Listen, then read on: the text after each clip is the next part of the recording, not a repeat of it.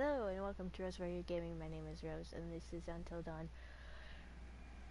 Let's see if this is gonna work for me now, because it is not currently wanting to do what I want it to do. So hopefully we can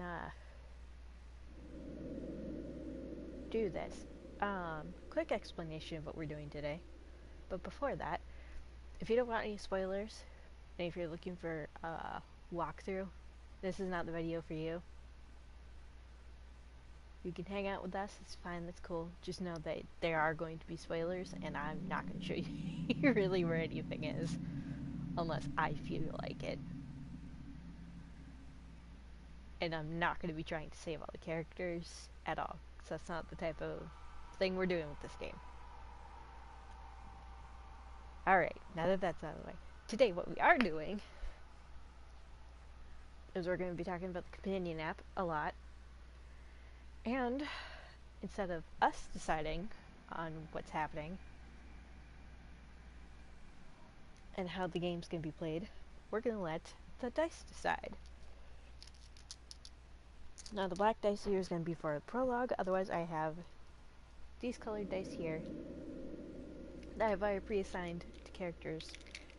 So when I play a specific character, if I have to make a choice for them, I will use their assigned color dice. So, quick rundown of who's assigned what color. And I will do this at the beginning of each video.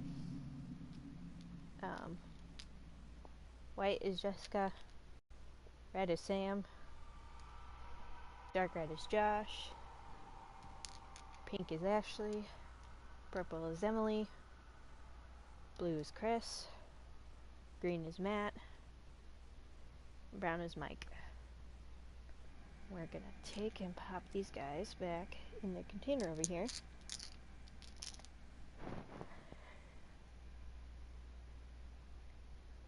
So that's how we're gonna do it, we're gonna let the dice decide.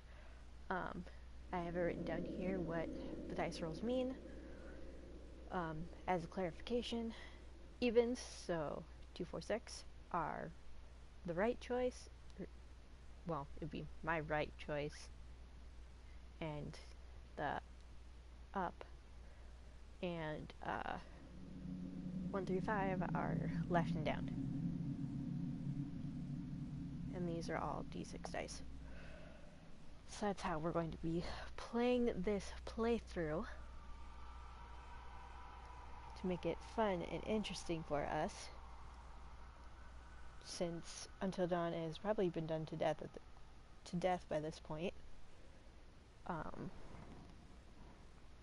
will be talking about game facts and everything as we go along, and I'll be trying to do streams chapter by chapter, although some chapters I might split.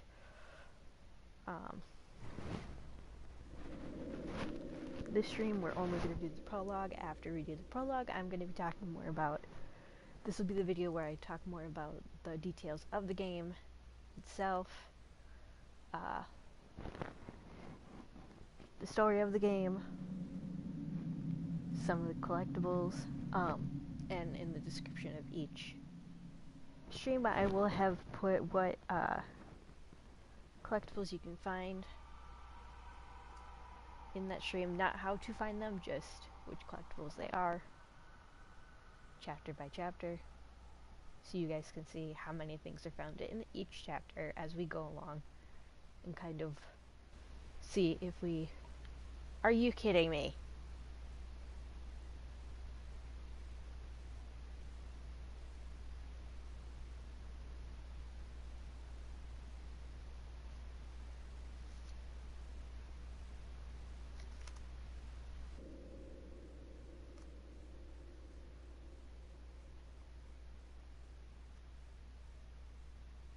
Well, we're still streaming, so we'll keep going until it tells us we cannot stream anymore. So, because that's been popping up a lot, and it's starting to get on my nerves. So hopefully we can make it through this one without any more complications.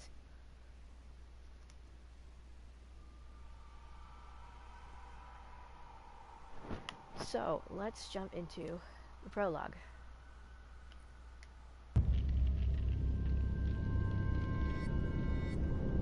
This black dice, for clarification, is not assigned to a specific character, it is just the prologue dice.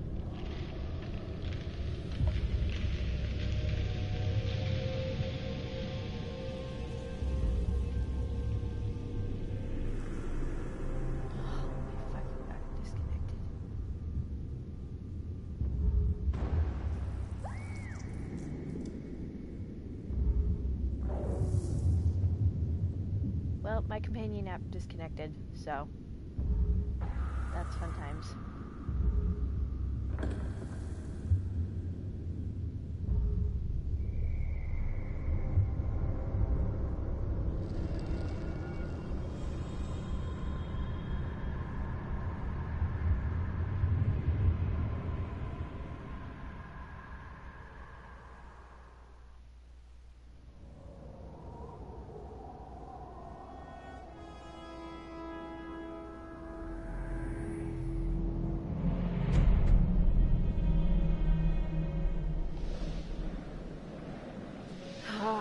Nothing seems to be going right for me streaming today, so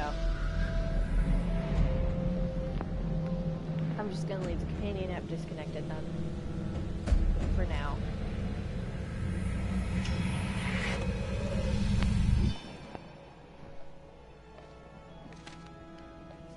Oh my god, I can't believe you actually did this.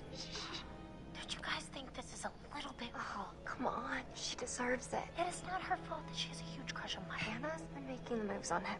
I'm just looking out for my girl, Em. Just because he's class prez doesn't mean he belongs to everyone. Mike is my man. Hey, I'm not anybody's man. Whatever you say, darling.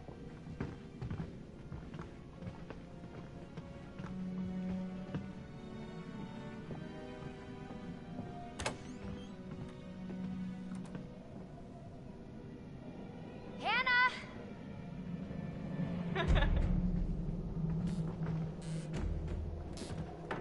When I first played this game, She's here. Shh. Sam was my favorite character because she was the most reasonable one, to be quite honest. Mike? It's Hannah. Hey, Hannah. Hannah is very pretty.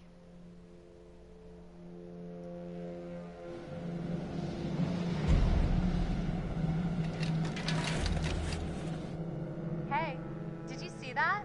Dad said it'd just be us this weekend. Josh.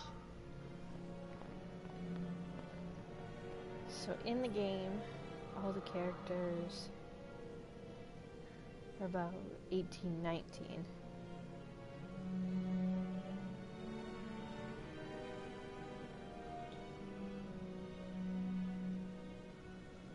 So at this point, now, yes, I know my controller battery is low. So,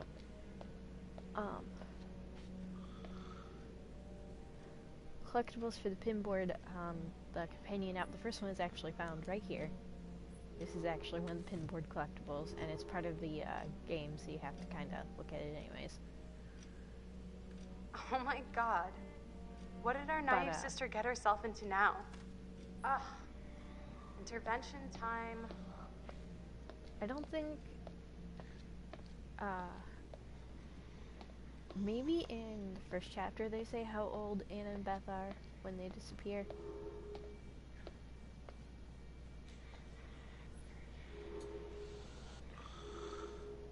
But it doesn't say in the companion app how old they are. Once again, brother, you've outdone us During the all. events of the game, he is 20, so here he's probably 19. I got your note. Glad you can make it. Emily would be 18 here. Maybe we should start with a little, making out. And So I see have where it to goes from there. assume the twins would be 18, 17 or 18. Oh, hell yeah. because Matt is only 17. Oh my god. She's taking her Ashley is shirt. only What? 17 here. Oh my god. Matt, what are you doing here? Chris would be 18. Hannah. I'm sorry, Hannah, Hannah. hey, It's all don't got mind, out of hand, just but... a Jessica would be 17. Mike would be You guys and are jerks. Mike would be You know 18 that? and Sam would be Hannah? 18. Here, because at the time of the game, Sam is 19.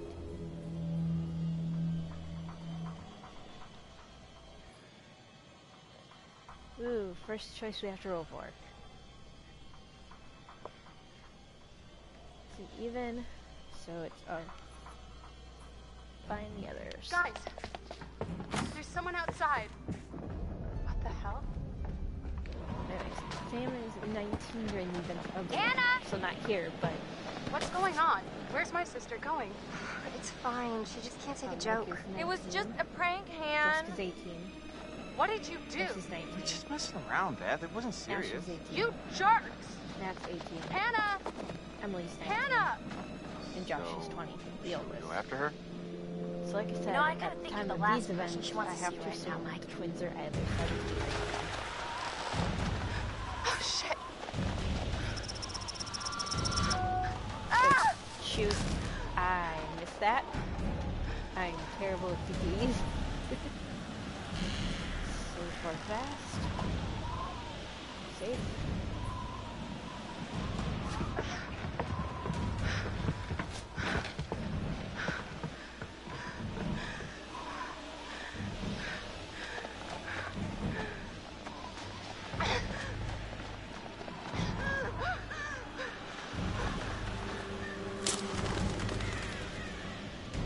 Footprints are noise.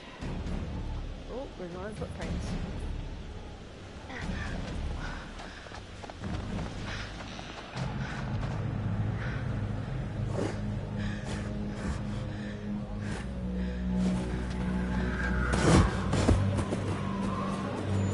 Jesus! Fuck! Shit! Damn it, Hannah! Where are you?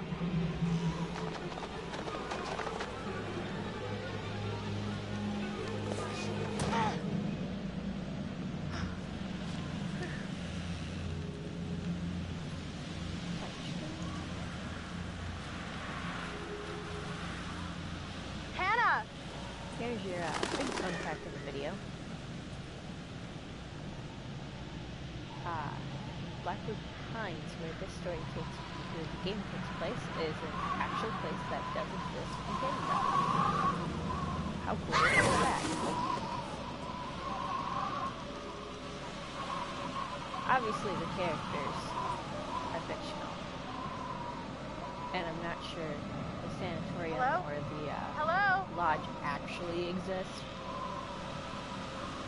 but the location itself does.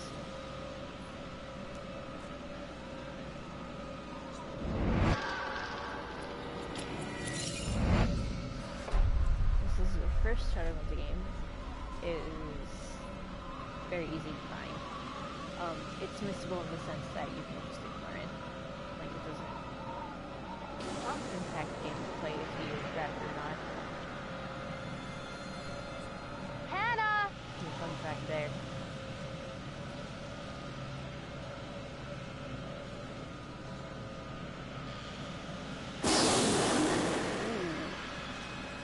What the hell was that? That is Flamethrower Guy. I don't know if he actually ever learned his name, to be Hannah. quite honest with you. Hello? Hannah! Oh my god, you must be freezing. Here, take my coat. I'm such an idiot. I'm so dumb. Hannah, Beth? See, now that I know there's glitches like that, oh wait, oh, it does it again.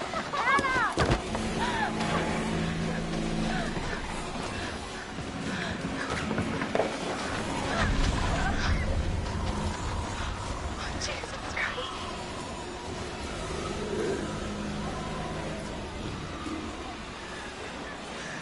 No! It does it again. Shit! Yeah, when it does that, not that it is meant to know that it's supposed to go, it's kind of silly.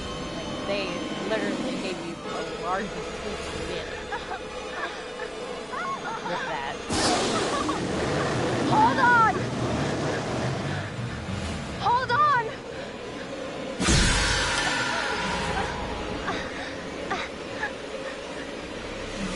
Are we dropping it or are we letting go?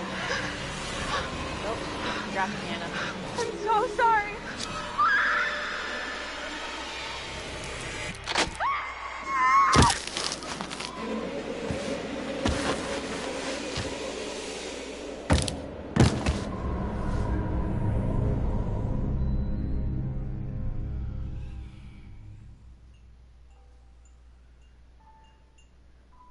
And the analyst. Dr. Hill.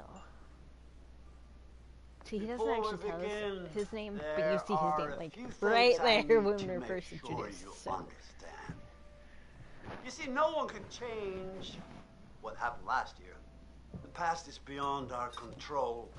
You have to accept this in order to move forward. But there is freedom in this revelation. Everything you do, every decision you make from now on will open doors to the future. I want you to remember this. I want you to remember this as you play your game. Every single choice will affect your fate and the fate of those around you.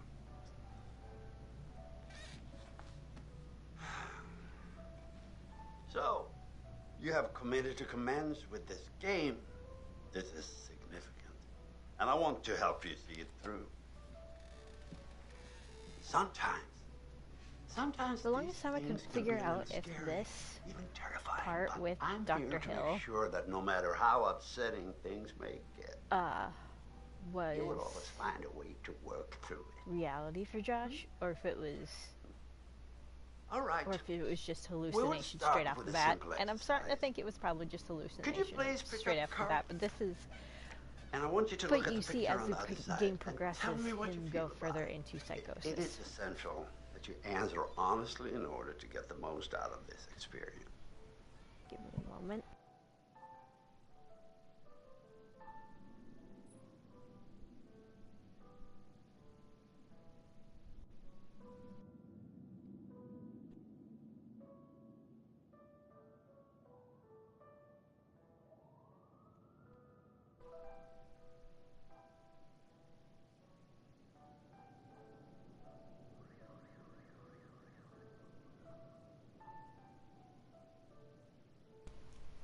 Forgive me, I am streaming during the day, and during the day streaming is not something I normally do.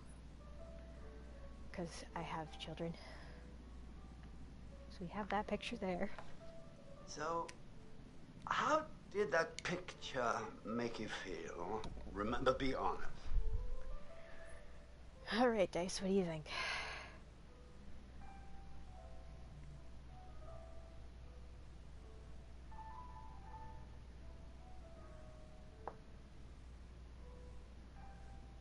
Ooh, 3. So... Oh, that's good. In what way did it make you For happy? this session with Dr. Jonah Hill.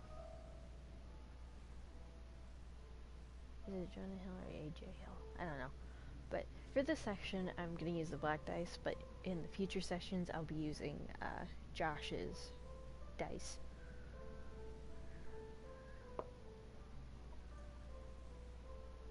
The sunshine.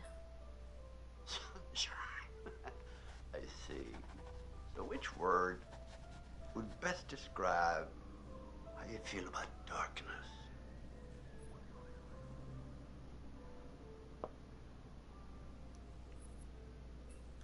Afraid, really?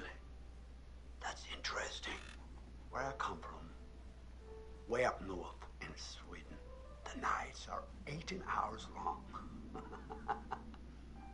And why do you think you're afraid of the dark?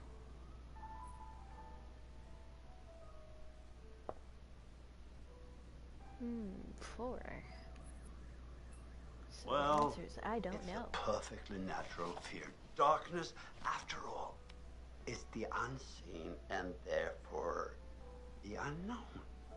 And what could inspire fear more than the terror of uncertainty? Oh dear. We seem to be out of time for this session. We'll talk again. Personally, soon. I like Until Dr. then, Hill I better than suggest I you like try the to stay curator away of from the Dark Anthology series. dark For those who don't places. know, that series is produced by the same creator or producer, whatever, of Until Dawn. Not that I dislike the curator in any means. The curator's fine. Like, for what they created him for, he works. But I guess I prefer Dr. Hill.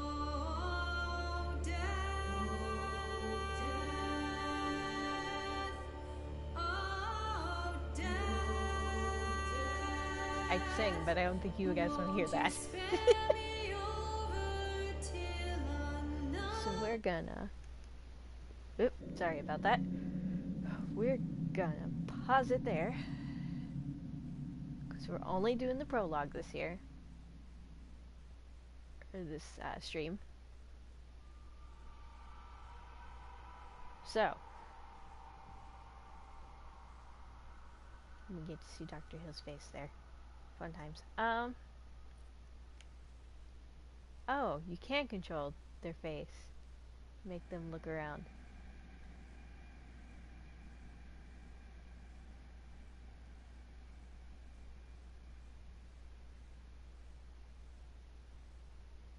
That's creepy. Anyway, you look away.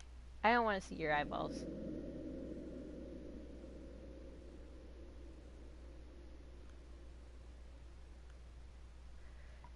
But, moving on. Let's see, where are we time-wise? Oh, we're not even halfway. How about that? So, we saw the events that led up to the game. To this mess that we are currently in. So we're gonna go through some of the things, some of the collectibles that you can find and such.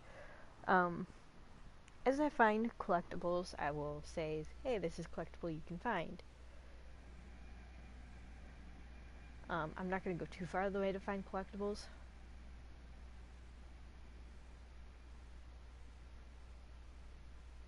But like, yeah.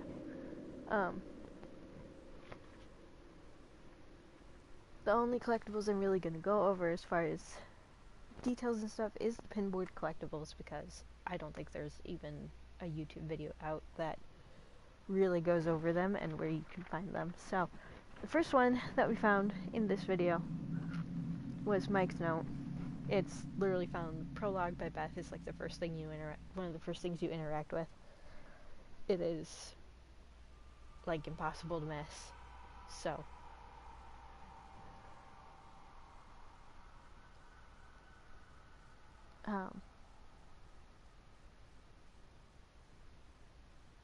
that one is for the laptop. Tell me. Yep. Close that.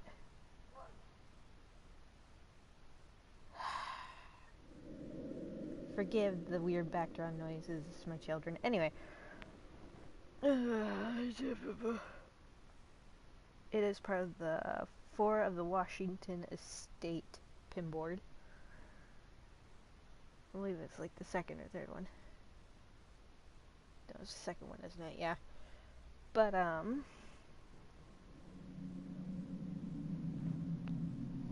we're gonna quickly go over trophies, how to get them, and all that. Oh, if you'll give me a moment again. Again, I'm streaming during the day, so.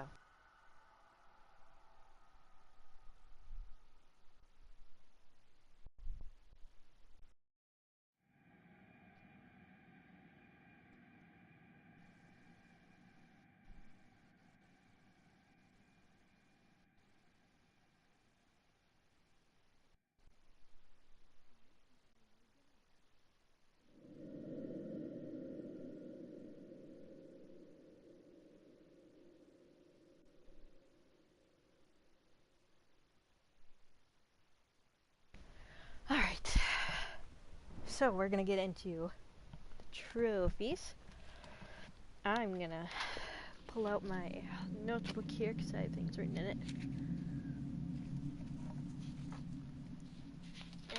And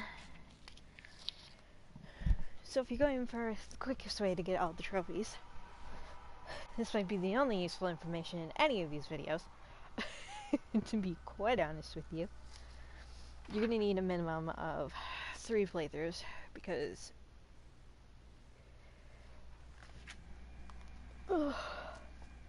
it's a lot of trophies and it involves a couple endings. The first playthrough is going to be the everyone dies endings.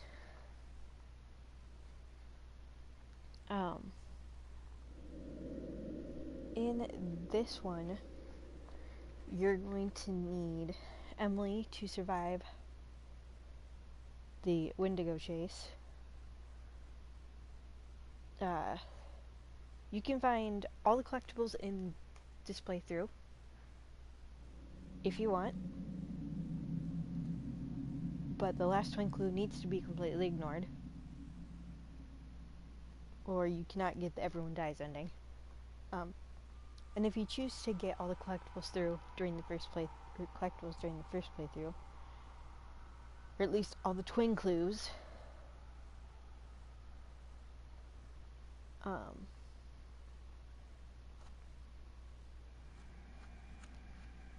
because you find twin clues at the end.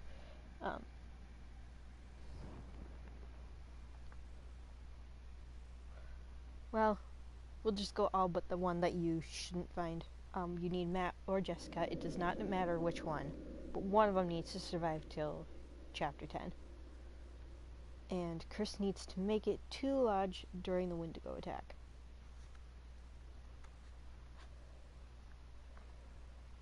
So, like I said, the first playthrough you're going to do the everyone dies ending.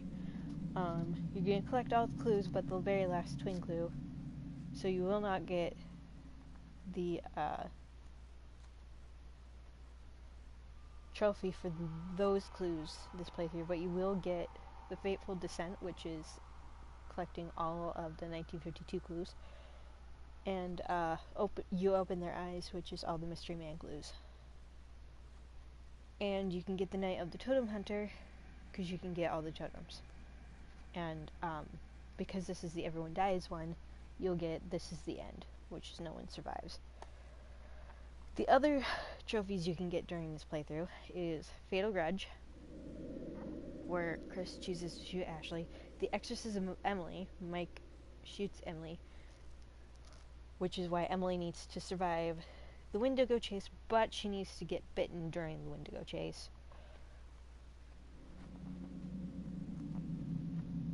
And that happens if she either does not have the flare gun or shoots the flare gun immediately. Because if she has the flare gun, she has a chance to shoot the Wendigo when it chases her. Anyways, the next trophy you can get during this playthrough is Ashley Snaps. You must get Fatal Grudge and The Exorcism of Emily first to get Ashley Snaps. And then Chris must die by getting locked out by Ashley, choosing to save Josh in chapter 4 and choosing to shoot Ashley in chapter 6, or getting Fatal Grudge. And then Ashley has to confess a Wendigo bite does nothing after the Exorcism of Emily for you to get that one. You let the wrong one in, Chris or Ashley opens the trapdoor. If you're going to get the other ones first, the only one alive to open the trapdoor would be Ashley, so that's how you would get that one. Scream 2, Mike cuts off his fingers. You'll see it later on in my gameplay, in the chapter 5 one, I believe.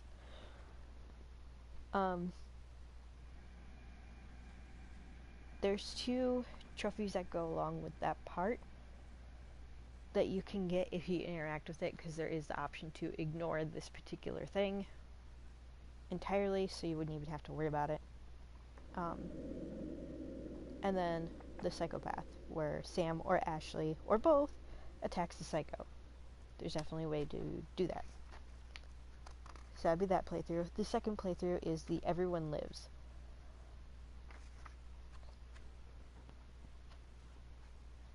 So, for this one to work, you need all of them to survive the night.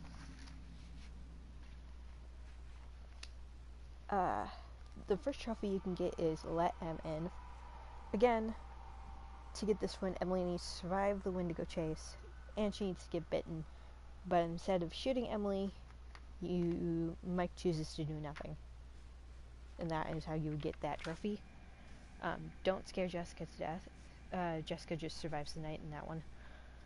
Skillful Wolfman. Mike keeps the wolf alive through the sanatorium. For this one, you need to befriend the wolf in chapter...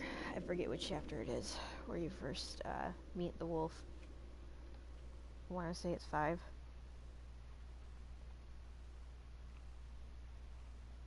But I'm not 100% sure, so don't quote me.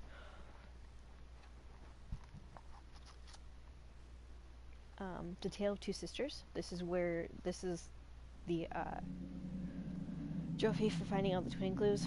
Like I said with the first playthrough, you can find them all, but you need to miss that very last one, otherwise Josh will live, and you would have to delete that playthrough entirely to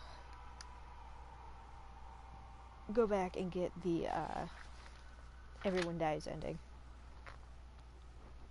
4 Daughters of Darkness is all the girls survive the night. The Quicker Man, all the boys survive the night, and They All Live, which is all the friends survive the night. You'll get all 3 if all of them survive the night. And then the third playthrough, you only need to play through the last chapter again. And who survives doesn't particularly matter for this one, because you're just getting the very last trophy, which should be, well, besides the Symphony of Horror trophies, Instant Inferno, which is Sam immediately flipped the switch to send the lodge ablaze. So she just flips the switch. Again, who survives it doesn't really matter too much.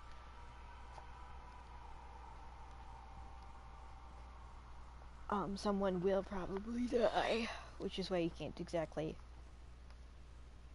Which is why this Instant Inferno doesn't really trigger with They All Live. Because, her flipping the switch needs to be like one of the first things that happens after Mike breaks the bulb. So, it's relatively easy to get all of those. There is a lot of collectibles between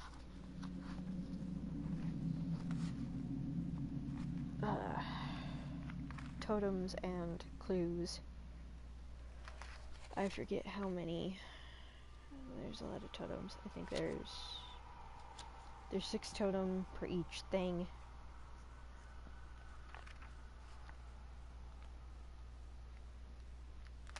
And 20 odd some clues for each clue line. So I have all of them written out in front of me, and these clues do not include the pin boards. There's about 20 some pinboard collectibles for the companion app.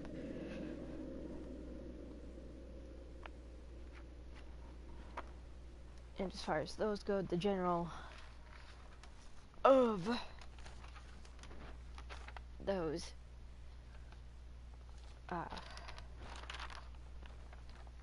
is there's 1 in the prologue, there's 2 in chapter 1, there's 6 in chapter 2, there's 1 in chapter 3, there's none in 4.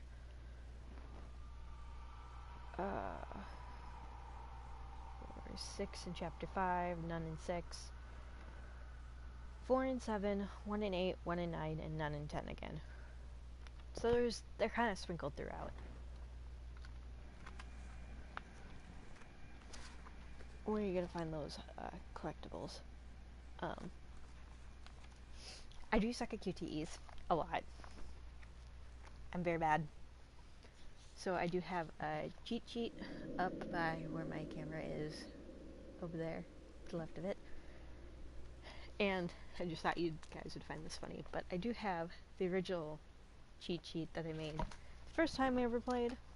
So I could, and I made it because, specifically to save Jessica, because if you fail any of those, she dies, and, well, she died in my playthroughs a lot. So,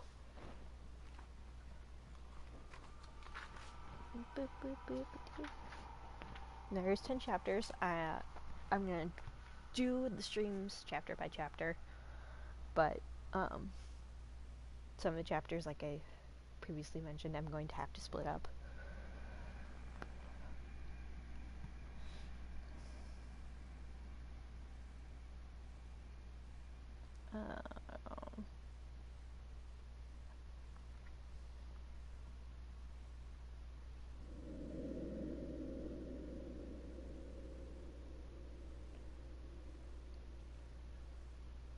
Let's talk about ways that the characters can die. First of all, the first step is, well, Hannah and Beth both die. As we know, Hannah's not dead. She's a Wendigo. Like, her humanity's dead, but she herself physically is not dead. But they die in the prologue. Sam, the first character we meet, the only opportunity to determine Sam's fate is at the very end of the game. If she gets detected during any of the Don't Move events, while they're in the lodge, the Wendigo will kill her. If she completes them, she survives. That's like literally the only time you can decide whether or not she survives. Chris, there's a couple times. 2 different times during chapter 8. The first one is he will be pursued by, they're both during the Wendigo attacks. He will be pursued by a Wendigo during the Wendigo attack. If he misses a shot during this encounter, he will suffer, or he will die. If he survives that and gets to the lodge, his fate will depend on if he Spade Ashley tried to shoot her in 6. Basically, if he didn't shoot her, she lets him in, but if he did, she just backs away from the door and allows him, or watches him die by the Wendigo that was chasing him. So, and then the last one will be in chapter 9, which I mentioned for one of the trophies, is if he investigates the hatch, or if Ashley had opened the door before him, he dies. So,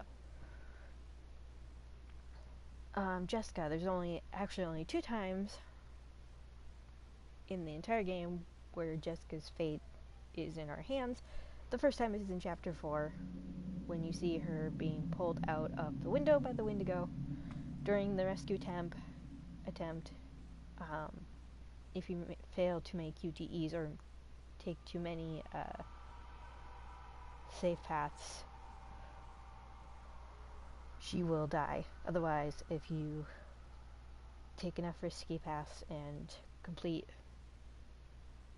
enough QTEs, or all of them, it says all of them here, but like I think it's just most of them, she will survive. And then the other one is in chapter 10. If she survived chapter 4, she would encounter a Wendigo once more, either by herself or with Matt, depending on if he survives. And she needs to choose to hide to survive. Otherwise, if she decides to run, the Wendigo will get her, because she is injured and cannot run. Emily has quite a few opportunities.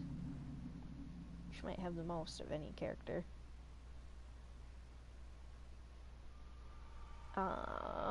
most of them are in Chapter 8. If Emily fails to start the surface elevator during the escape, the Wendigo catches her. If she misses too many QTE buttons during the Wendigo chase, before she jumps onto the conveyor belt, the Wendigo catches her. When she's escaping the Wendigo during this chase, she has the chance to take the conveyor belt up to the top where the grinder is turning away. If you fail that QTE, she falls down to the grinder and is crushed. And if Emily was bitten by the Wendigo, Mike will end up pointing the gun at Emily's head. And that will depend on whether or not you pull the trigger. That is when I think there's only maybe maybe two other times where you yourself as a character has the option to kill another character. And then again in Chapter 10, if Emily's life is spared, she will have one more chance for survival. Her fate depends on whether or not Sam blows up the lodge too early or not. Matt has 3. First 2 are in Chapter 6. If Matt harmed the elk, he will end up dangling on a cliff. You'll get QTE buttons, and he will survive if you pass all the QTEs. He falls to his death if you do not. Later in that chapter, when Matt and Emily are dangling from the fire tower, it depends on if he jumps to safety or tries to save Emily. If he jumps, he lives. If he tries to save Emily, he falls down the mine and gets caught by the Wendigo. Whether or not he saves Emily or jumps the first time,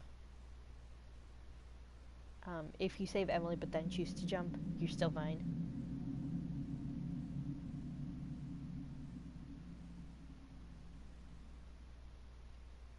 Although, if you choose to save Emily both times, and he was given the flare gun and didn't shoot it right away, he'll be able to use it to attack the Wendigo.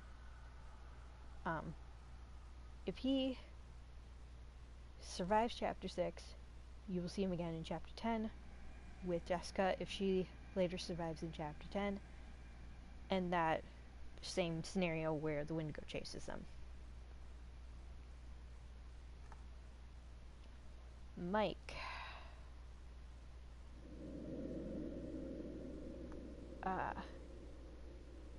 His literally the only time they list 2, but it's basically essentially the same thing. The only time his fate is in our hands is in Chapter 10, and depends on whether Sam runs and blows up the lodge too early, or if Sam dies, Mike will have to sacrifice himself to blow up the lodge. Which is how you get everyone dies, is only Sam and Mike should be alive by the time you get to lodge. Then we have Ashley.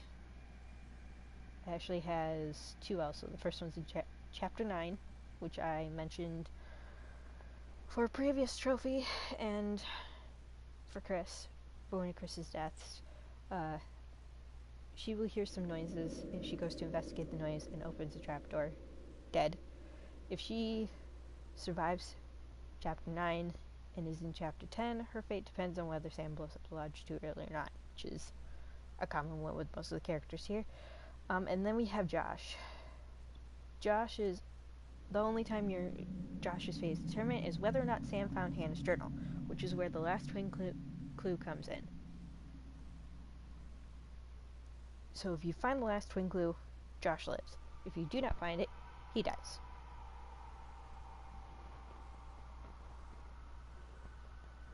So with that said, we're going to hop into the butterfly effects.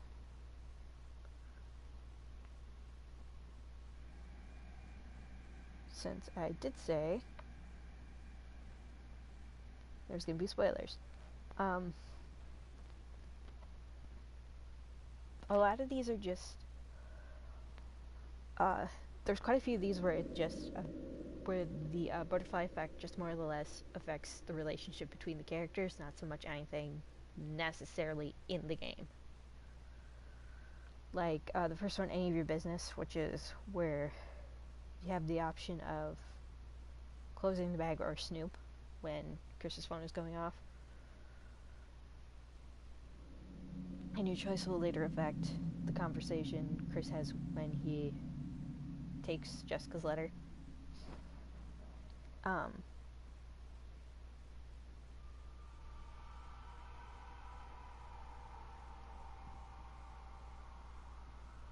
Rats with bushy tails is one of my favorites. This one is at the very beginning, shortly after the first one that I talked about. Chris will have an option during his target practice session to shoot a squirrel or ignore it.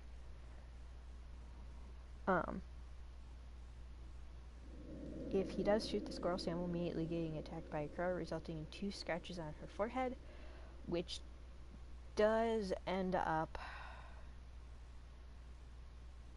getting her caught, irregardless of how good you play Chapter 5.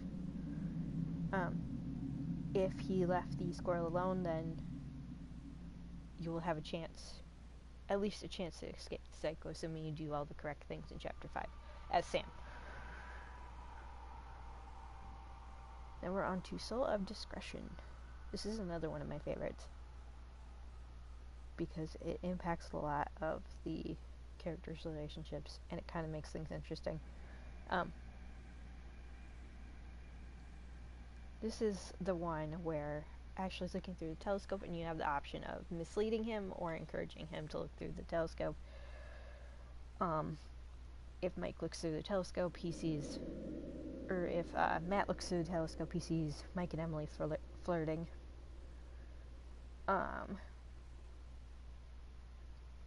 If Matt doesn't see what's going on, he won't confront Mike, which will directly lead to the events of Whose Side Are You On, which is the next one I'll be talking about. But if he does see, Matt will confront Mike about what he saw, and from there you have another choice to make about attacking Mike or backing off. If you choose to attack, the butterfly effect, Whose Side Are You On, will not occur.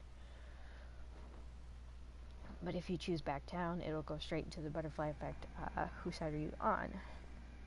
Which that one is, if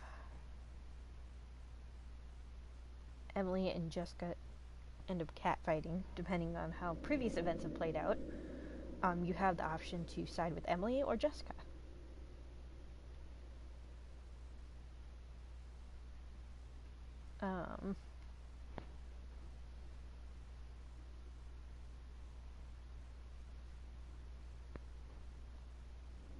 Depending on who you side with, Emily's attitude will vary during the fire tower collapse scene in Chapter 6. It also affects their relationship.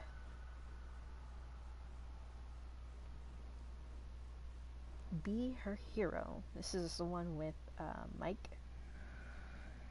and Jessica.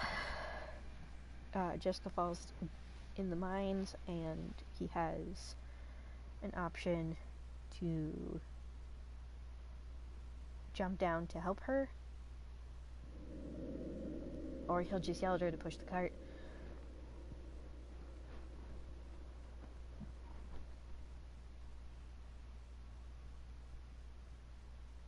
It will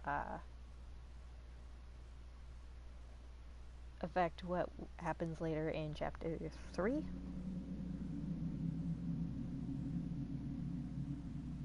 If he jumps down Redway, he will help Jessica move the minecart out of the way. But if he doesn't, if he doesn't both times, Jessica will end up squeezing past the minecart. Which leads us into the state of undress. This is a butterfly effect that affects Mike and Jessica once they get to the cabin later in I believe it's chapter 3. If you carefully choose all the actions and avoid doing certain things, the amount of clothing that Jessica ends up removing in the cabin will vary once Mike starts the fireplace. If you choose all the cautious choices,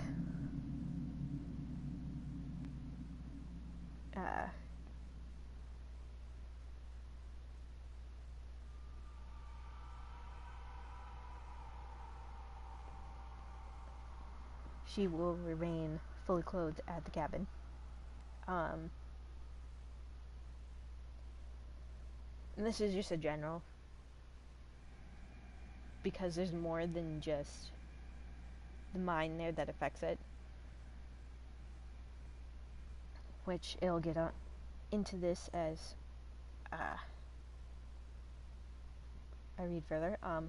If you choose the heroic choices but scare Jessica with the miner's mask, cabin, and inspect the cabin prior to lighting up the fireplace, Jessica will only be in a t-shirt and jeans. If the first one happens, she'll ask Mike to look for a blanket. If the second one happens, she'll ask Mike to close the shutters.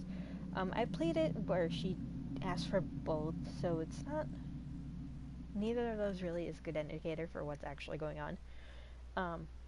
If you choose all the heroic actions, avoid scaring Jessica, and immediately lit the fireplace without inspecting anything in the cabin, Jessica ends up in her underwear.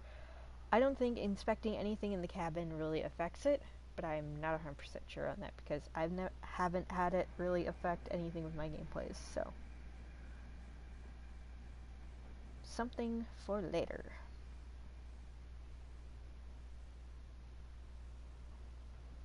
This is the one based on if you find the baseball bat as Sam when you guys are down the cellar getting the boiler going.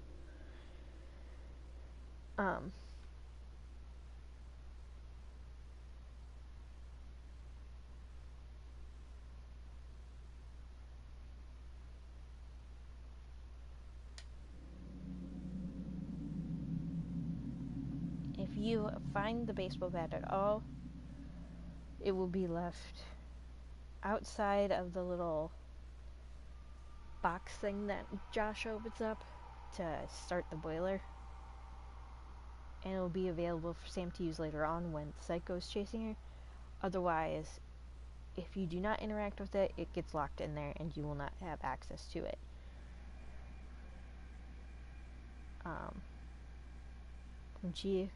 When Sam gets chased by the Psycho in chapter 5, she can use the hide option in the boiler room and then the run option. If she does it correctly and the baseball bat is not locked away, she will use the bat to smack him to escape.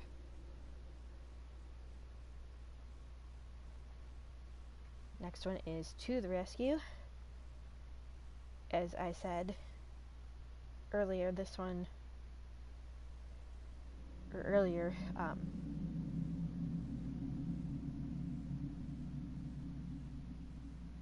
or mentioned earlier with an earlier trophy, this one is about saving Jessica.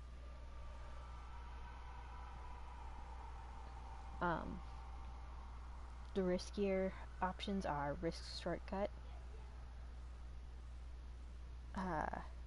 jump down, jump, which is hop across the chasm, and risk slide down. Otherwise, the safe ones are follow path, go around, shimmy, and follow path again. You can do, as long as you do 2 risky ones and complete all the QTEs, you should be able to save Jessica.